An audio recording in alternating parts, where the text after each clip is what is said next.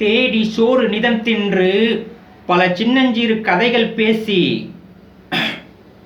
மனம் வாடி துன்பமிக உழன்று பிறர் வாட பல செயல்கள் செய்து நரை கூடி கிள பருவமெய்தி கொடுங்கூற்று கிரையென பின் மாயும் பல வேடிக்கை மனிதரைப் போல நான் வீழ்வேன் என்று நினைத்தாயோ. இதை யார் சொன்னார்னு சொல்லிங்களா? நம்ம பாரதியார். இன்னைக்கு அவரோட பிறந்த நாள். தமிழ் உலகம் இருக்கிற வரைக்கும் அவருடைய சிறப்புகளை நம்ம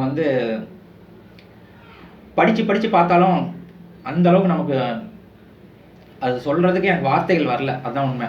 இன்னொன்று சொல்லியிருக்காரு அவர், பல வேடிக்கை மனிதரைப் போல வீழ்ந்தேன் என்று நினைத்தாயோ.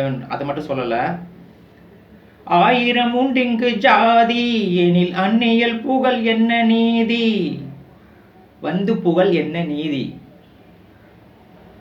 ஒரு தாயின் வயிற்றில் பிறந்தோர் நம்முள் சண்டை செய்தாலும் சகோதரர் அன்றோ. என்ன ஒரு வார்த்தை பார்த்தீங்களா? இங்க ஜாதி வேறுபாடு எல்லாம் இருந்தாலும் நம்ம அனைவரும் வேற ஒருத்தர் எப்படி உள்ள போதலாம் அப்படிங்கிறாங்க. நம்ம எல்லாம் ஒரே தாயின் வயிற்றில் பிறந்தோம், சகோதரர் மாதிரி வாழணுங்கன்னு அவர் அவ்வளோ ஆசைப்பட்டிருக்காரு. பாரதியாரோட பிறந்த நாளில் நம்ம இதை நல்லா உணர்ந்து நம்முள் சண்டை செய்தாலும் நம்ம அனைவரும் சகோதரர் அன்றோ அப்படிங்கிற அந்த உணர்ச்சிக்குள்ளே வரணுங்கிறது தான் என்னுடைய ஆசை.